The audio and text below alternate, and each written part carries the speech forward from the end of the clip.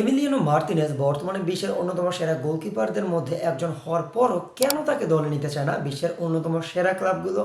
তার একমাত্র কারণ হচ্ছে তার বল প্লেইং এবিলিটি, যেখানে গত সিজনে অ্যাস্টন ভিলার ফ্যানদের থেকে সে মাপ চেয়ে নিয়েছিল কারণ সে ক্লাব ছাড়তে চায়। কিন্তু ক্লাব ছাড়ার ঘোষণা দেওয়ার পরও তাকে নিতে আগ্রহ প্রকাশ করেনি ইউরোপের বড় বড় ক্লাবগুলো।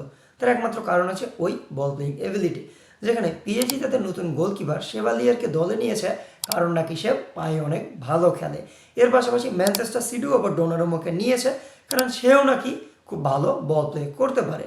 তার পাশাপাশি আমরা অন্যতম উদাহরণ নিতে পারি ম্যানচেস্টার ইউনাইটেডের বর্তমানের যে গোলকিপার লেমেন্সকে, যাকেও দলে নিয়েছে এই কারণে সে নাকি খুব ভালো বল প্লে করতে পারে। তাহলে কি সেই বল প্লে? বল প্লে হচ্ছে এমন একটা এবিলিটি যেখানে গোলকিপার শুধুমাত্র পেনাল্টি সেভ দিলেই হবে না, তার পাশাপাশি সে তার ডিফেন্সের যে এরিয়া সেই এরিয়াকেও নিট অ্যান্ড ক্লিন রাখবে। মানে তার দরকার পড়লে সে উঠে এসে ডিফেন্স বিল্ড করতে সাহায্য করবে, এর পাশাপাশি সে মিডফিল্ডেও ইন্টারাপ্ট করবে এবং দরকার পড়লে সে অ্যাটাকও বিল্ড করে দিবে।